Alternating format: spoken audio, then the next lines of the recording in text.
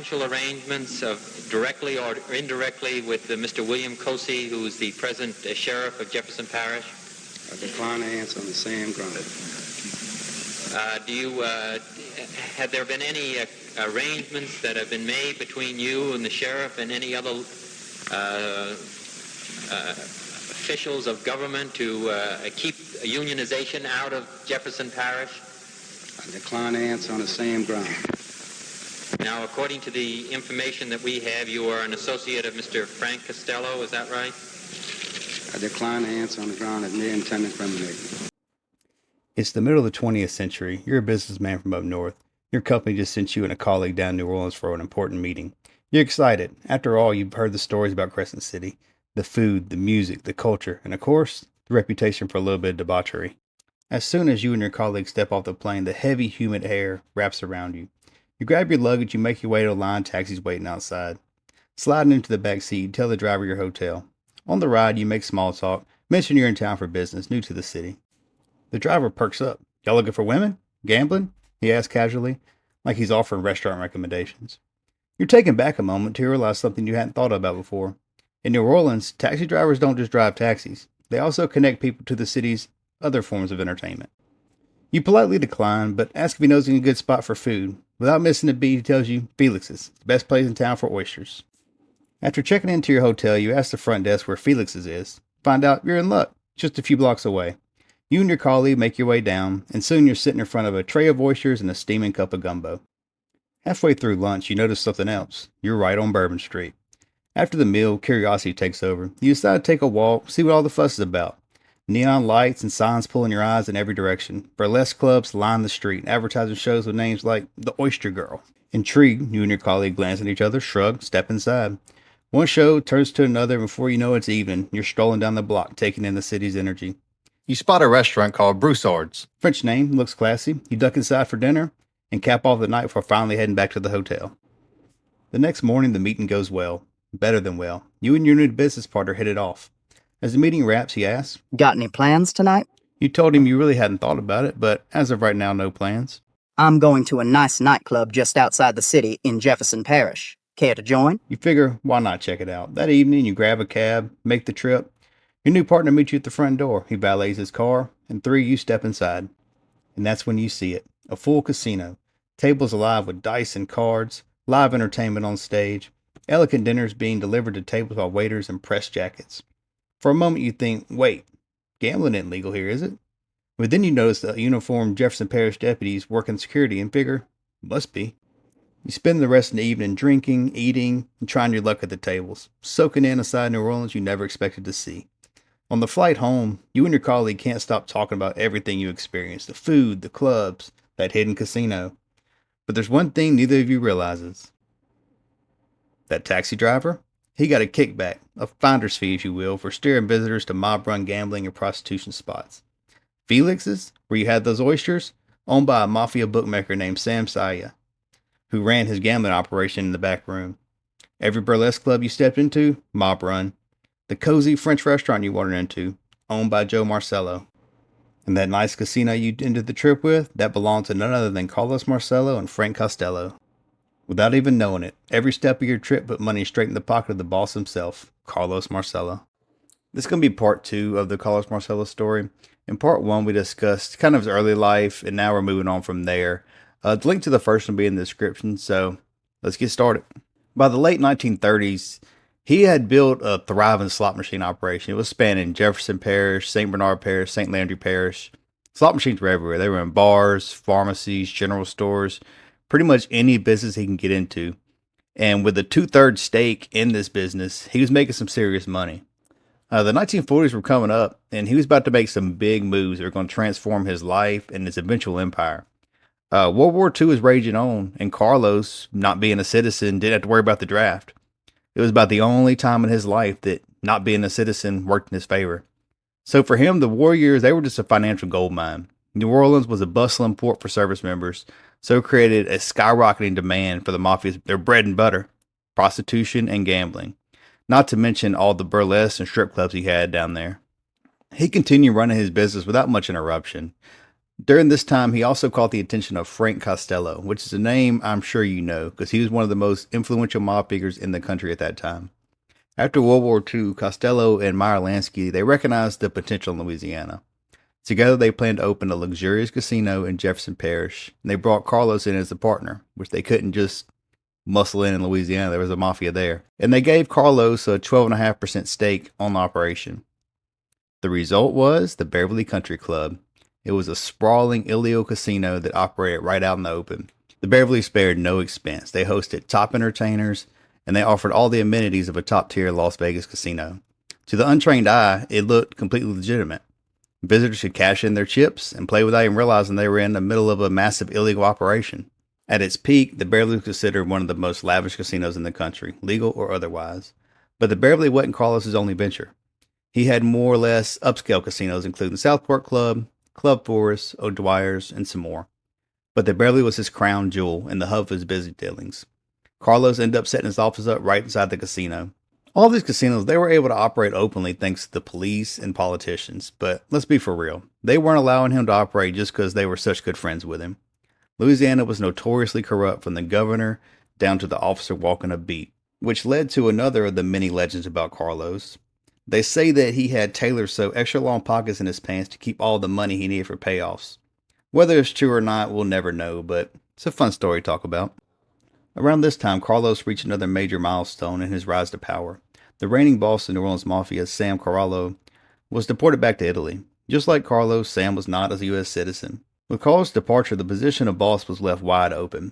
To decide the new leader, a meeting was called bringing together all the top figures of the New Orleans Mafia, including Carallo's son, Anthony Carallo, who would later become boss. To avoid drawing attention from law enforcement, the gathering took place at an African-American nightclub known as the Black Diamond Club. In the end, Carlos was chosen as the new boss, a decision that infuriated Anthony Carallo, who felt he was the rightful heir after his father.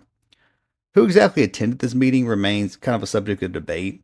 The FBI, despite years of investigating Carlos and the New Orleans Mafia, they never managed to obtain any concrete information from informants or surveillance until 1979. New Orleans Mafia never had any informants from the inside testify or bring any real information to law enforcement. Much of what is known about Marcello is steeped in myth and legend, including the infamous stories of bodies being supposedly dumped in the swamp on a sprawling property where he hunted and fished.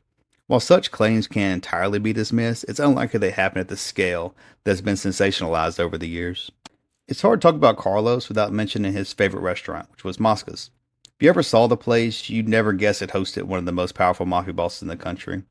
While most would imagine a mob boss dining at, a luxurious spot in the city, that wasn't Carlos' style. He was a country boy at heart. And Mosca's is a humble, white building just outside of town. They have a gravel parking lot. It looks like a fried seafood shack over an Italian restaurant. It was operated by Provino Mosca. He was a Chicago transplant, and the restaurant had its own legend attached, of course. Some say Provino was Al Capone's chef before moving to New Orleans. The Mosca family, they denied it, though, and they still run the restaurant to this day.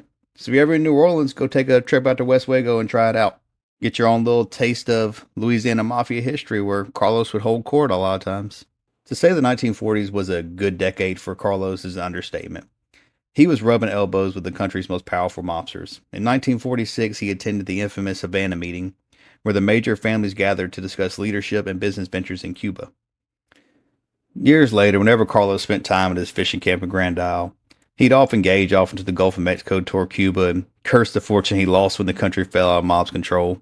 By the time we got in the 1950s, Carlos Marcello had transformed his empire into a sprawling operation that extended all along the Gulf Coast from Texas all the way to Florida where Traficante was.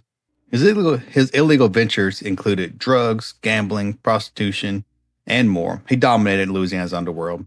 In fact, some estimates place the value of his enterprise at staggering $1 billion a year. That's a billion with a B, making it one of the largest, if not the largest business in the state at the time. But according to Carlos, who's only a lowly tomato salesman making about $20,000 a year. Now, who have you sold tomatoes to? A lot of fruit stand and grocery stores. People still talk about how Carlos was the best tomato salesman to ever live. A key player in Carlos' network was Joe Savello. He's a Baton Rouge native who managed operations in Dallas under Marcello's umbrella. Marcello controlled Dallas. Dallas was Marcello's. They called it a separate family, but it wasn't. It was basically just a satellite of New Orleans. It's widely suspected, though, that Carlos, Sabello, and Santo Trafficante of Tampa were collaborating on large-scale drug operations. One method they used to move the drugs was Carlos's fleet of shrimp boats. You hear modern-day mobsters on YouTube and stuff talking about how they weren't involved in drugs and all this. Cosa Nostra, Mafia in this country during my time, 50s, 60s, 70s, 80s, 90s, we were not major drug pushers.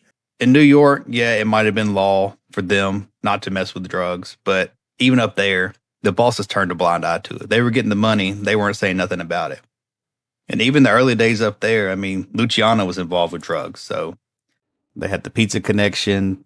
Drugs is not something that's foreign to the mafia, despite what people lead you to believe nowadays. But off that small little rabbit trail, another big connection with Marcello owning Dallas. Think about what happened in Dallas in the 60s. And think about the fact that Jack Ruby was an associate of Sabello in Dallas. And he ran bars and strip clubs that featured the same dancers that worked for Carlos' establishments. So these overlapping ties, they kind of paint a picture of a deeply interconnected web of influence and activity that went across state lines.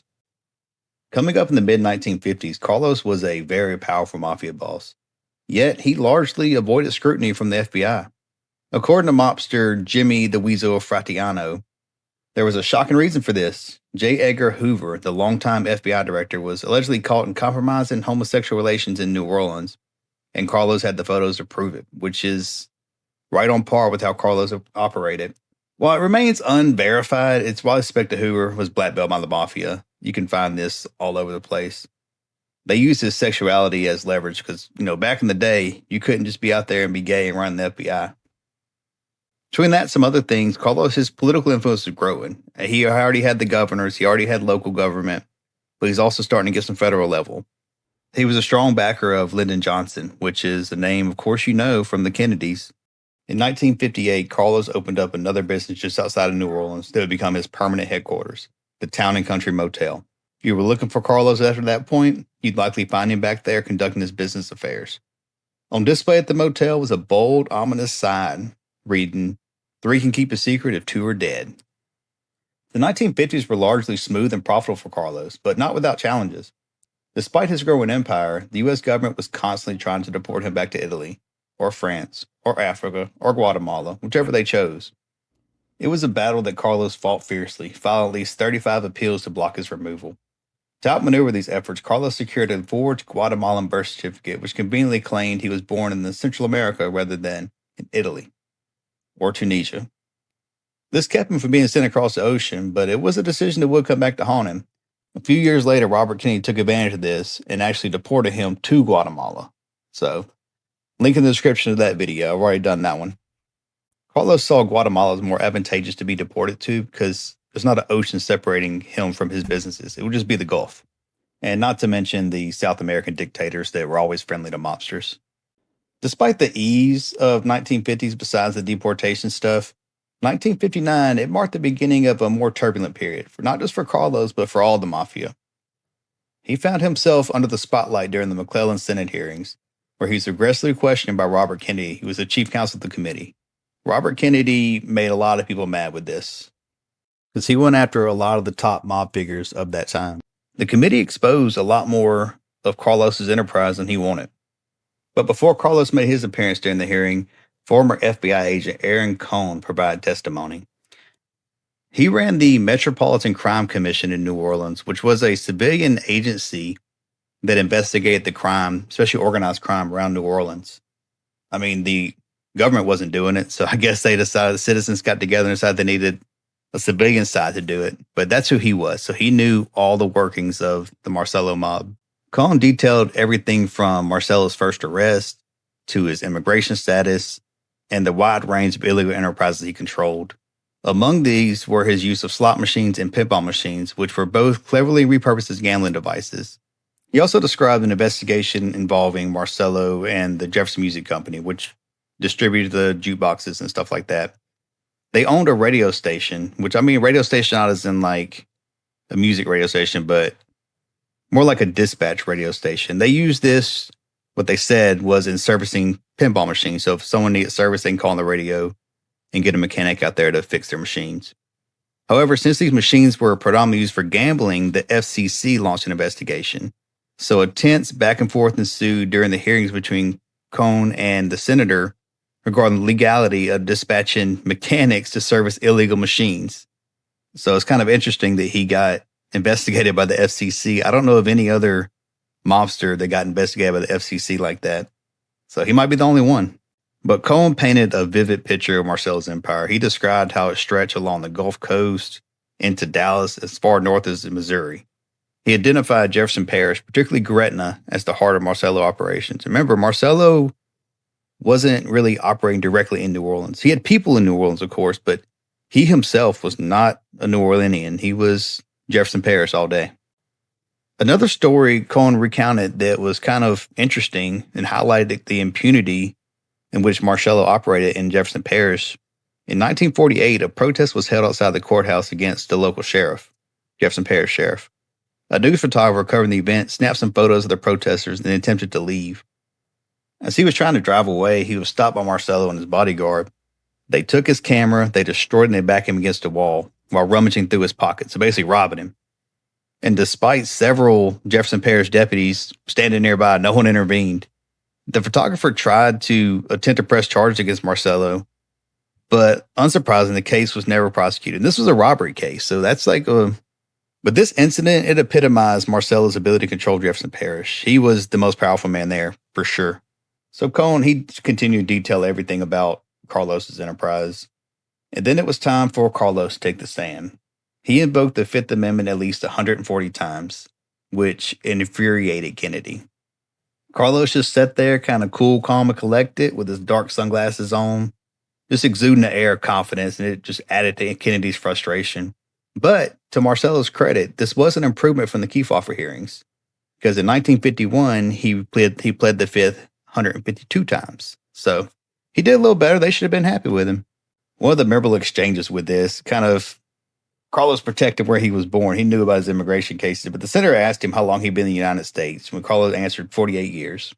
The next question was, where was he born? Of course, he pled the Fifth, but the senator kind of sensed an opportunity, asked him if he was more than 48 years old.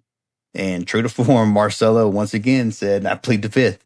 So he didn't give the upper hand on that one. Another notable exchange, which were kind of few and far between because Carlos just pled the Fifth every time, was between him and Senator Sam Ervin. Carlos was asked by Ervin, quote, I would like to know how a man can manage to stay, a man who is convicted of 2 felonies of such serious nature as robbery and the sale of marijuana. How can a man of that kind of record can stay in the United States for 5 years, 9 months, 24 days after he is found to be an undesirable alien? End quote. Marcello responded, Senator, not being an attorney, my attorney can answer that question. I wouldn't know. The McClellan hearings placed him squarely in the crosshairs of the Kennedys, particularly Robert Kennedy. But this marked the beginning of a deeply adversarial relationship, one that would ultimately lead to a tragic chapter in American history. This could be the end of the part 2. If you're interested in this story, then you can go to our part 3, which is basically the kidnapping, if you want to call it that, of Carlos Marcello when he got sent to Guatemala. So I'll link the description in that.